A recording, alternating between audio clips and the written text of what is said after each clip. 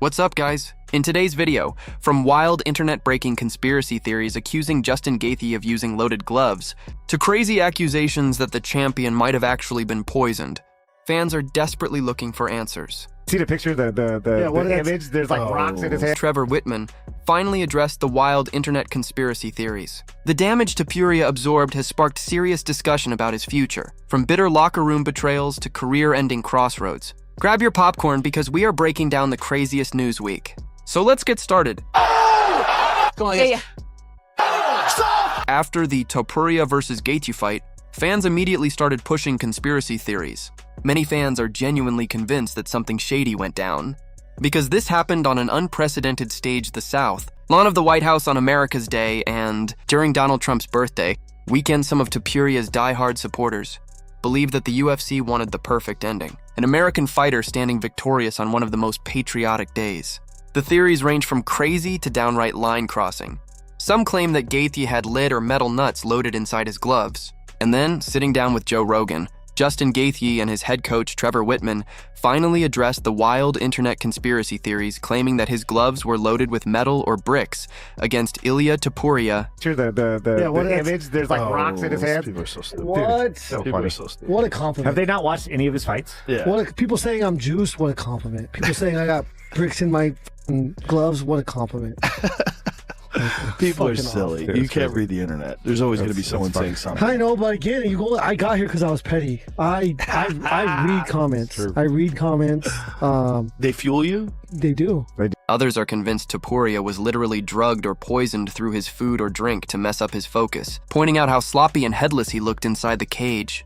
One fan wrote, "I think Topuria's team should have his blood tested just to rule everything out. To me, he didn't look like himself at all. I wonder if something could have affected him before the fight, whether through food, a drink, or something else that hurt his focus." Of course, there's no evidence of that, but his performance felt very different from what we're used to seeing from Ilia. Now, while anything is technically possible, Dana White and the UFC would never risk a multi-billion-dollar empire to rig a fight. The real explanation is much simpler. Shocking, leaked photos of Ilia sitting on the bench right after the fight, inside the ambulance, and lying in his hospital bed have started circulating. For a guy who always prided himself on looking flawless, the images are horrifying.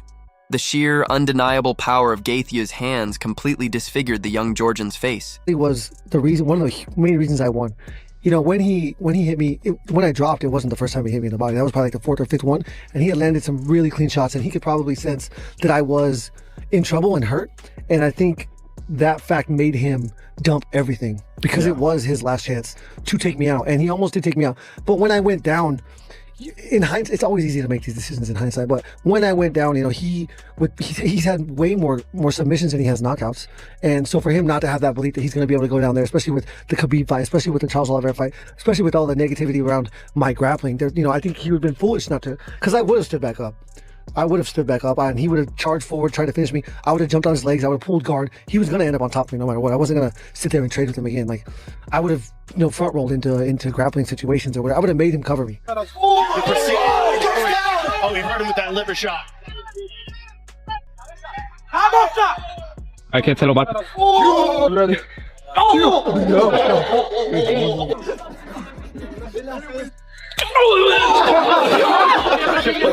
Gaethje in a world of trouble.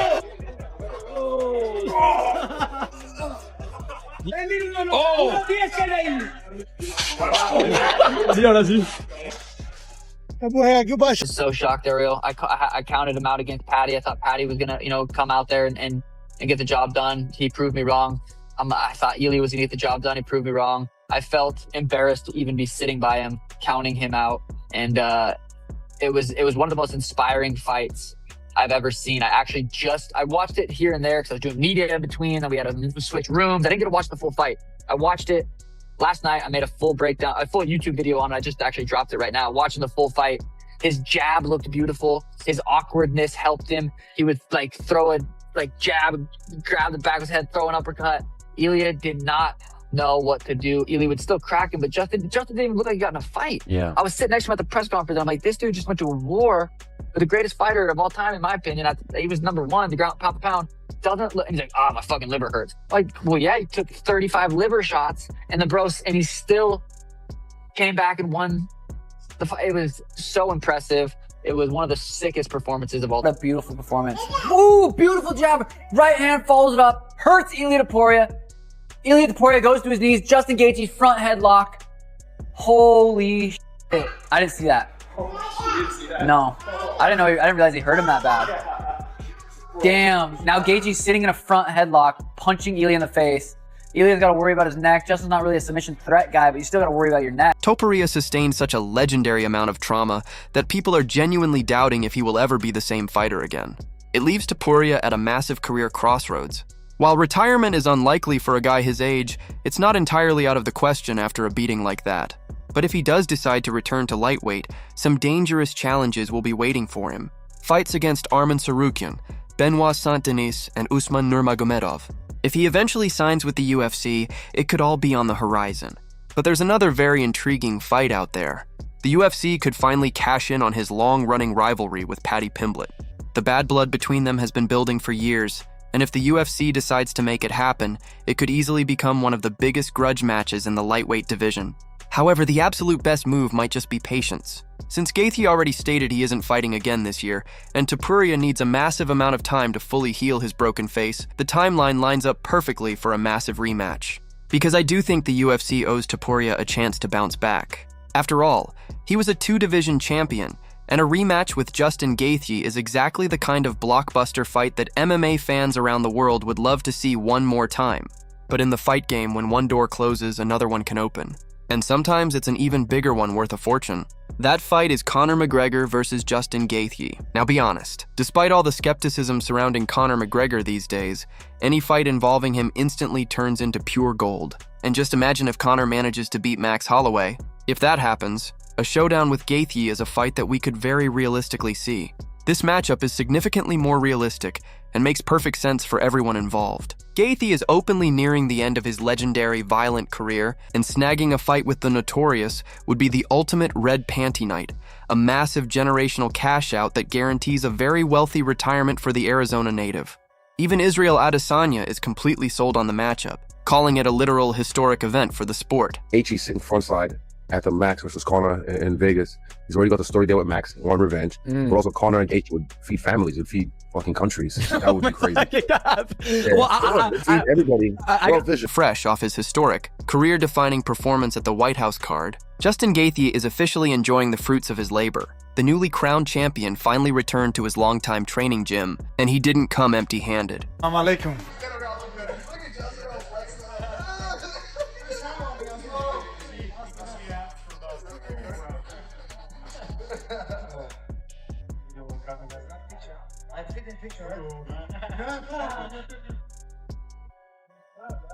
Paddy Pimblett is going against the grain, officially backing Conor McGregor to knock out Max Holloway in their highly anticipated welterweight rematch.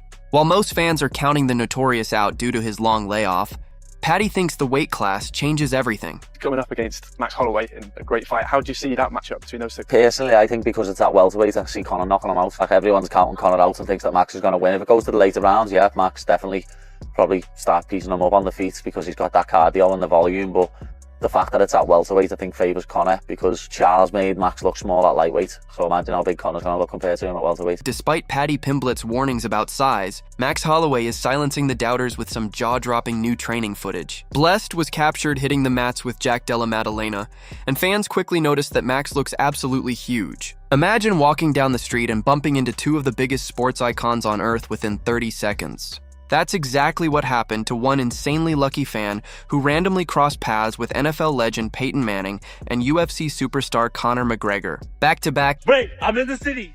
I'm driving. I see fucking Peyton Manning. I love you, Peyton. I'm sorry, brother. I'm sorry. Oh, I'm sorry. I didn't mean to cause a commotion. That fucking man. Oh my God. My fucking man, baby. Hey, let's fucking go, baby. You know what that was? I see Peyton Manning and fucking Conor McGregor. Peyton Manning and Conor McGregor.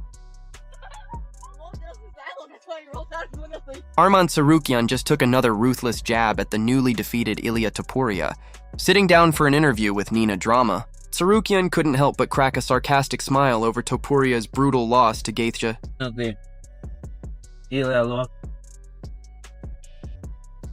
That was so sad.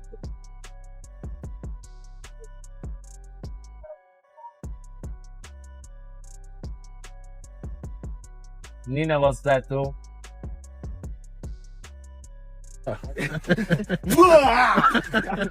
Давай, камермен!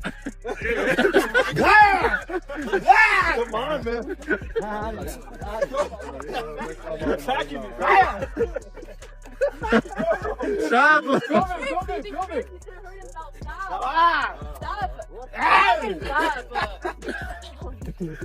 I'm your friend.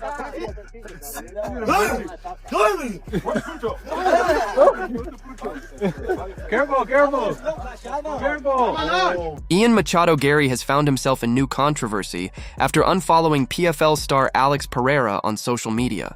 The tension reportedly started when an old training clip resurfaced, showing Pereira taking Garry down during a sparring session. Garry later claimed that Pereira recorded the session without his consent, sparking backlash. Pereira didn't stay silent and quickly responded, pushing back against Garry's accusations and escalating the situation even further. Me taking down Ian Garry is getting blown completely out of proportion by a bunch of casuals. Ian Garry's wall work and grappling, wrestling in general, has evolved so much since then. And not to mention, it's literally training. This is what training is for, to get put into bad positions and then work your way out and become better. And screw all of you casuals blowing this out of proportion. You guys made Ian Garry unfollow me. I'm sorry, Ian Garry, please. Well, I did not know the day would come where Ian Garry is lying about me. Let's go ahead and see his reply to what someone said when they asked, why did you unfollow Alexei Pergande? So as you can see, this guy asked, why did you unfollow Alexei? And he said, because he filmed me without permission, then secretly kept filming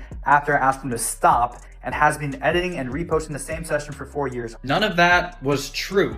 I'm not really sure why he made up a lie, which that never happened, because my fiance, his wife, his training partner, Chris Curtis, and then his cameraman were all next to my fiance. She was right up on the cage next to the fence, and she was filming freely, and not once did someone ask, hey, can we not record this session? This is what I said, lots of respect for you, but when I was there, my fiance was filming, and not once were we told that we couldn't record. I'm not sure where this came from, that we were secretly recording.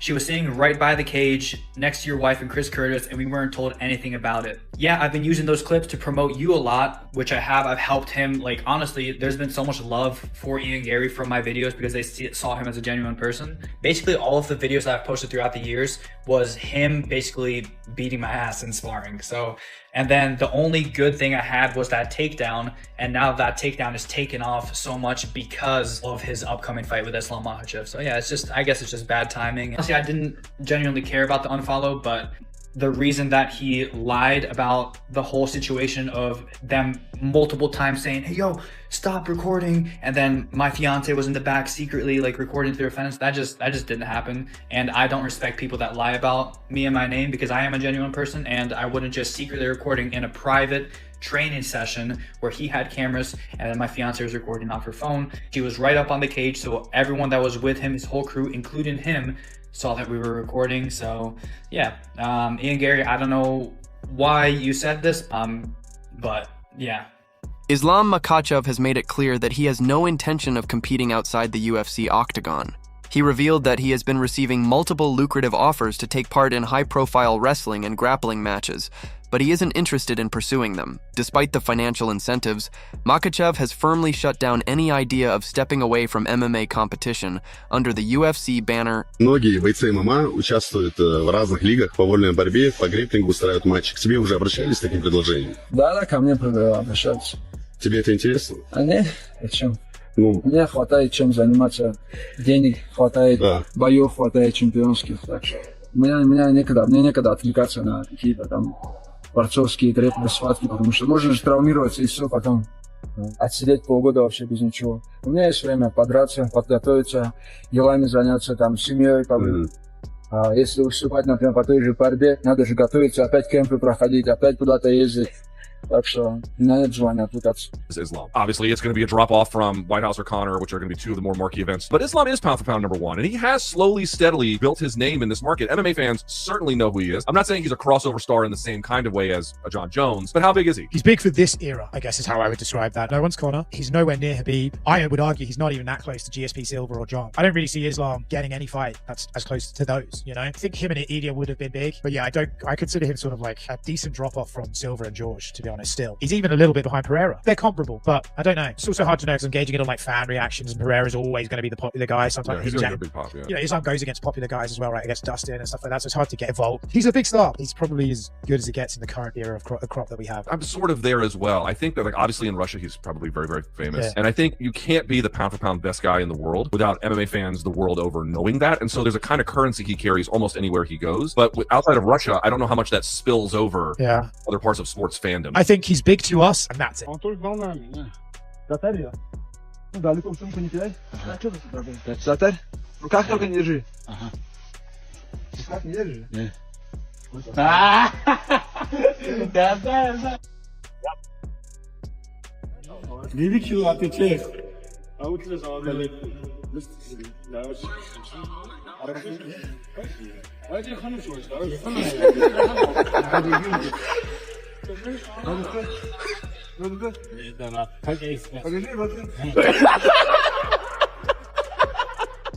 Sean O'Malley is known for his showmanship, and reports suggest his viral moments at the UFC White House card weren't random at all. According to the claims, O'Malley carefully planned his striking combinations as well as his post-fight celebration days in advance before stepping into the octagon on the South Lawn, turning his performance into a fully choreographed moment rather than improvisation. And with one of these. Boom! Oh! Boom! Oh! Go like this. Oh! Stop! And there it is! Yeah. Boom, boom. Finish him. Son of... Oh! Oh! Stop! And... Good Trump. Said he was gonna knock Dude, him yeah, like in the octagon. Oh, you see that, Miguel? Oh, you daddy. Little feminine flip. Even after a rough night in the octagon, Alex Pereira is still out there enjoying life to the fullest.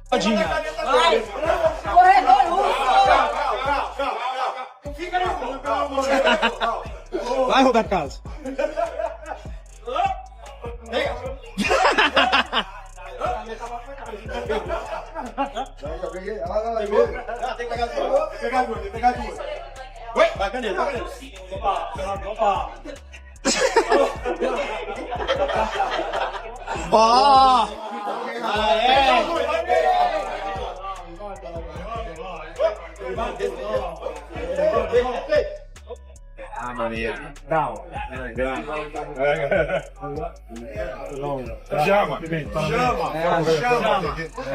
Correct for AC, hotel hack number 2, we don't have microwave the Best Western.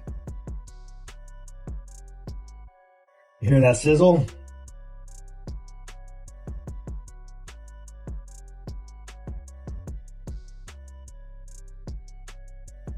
And that's it for today, guys. If you enjoyed the video, don't forget to show some love. We'd really appreciate it. Thanks in advance for watching.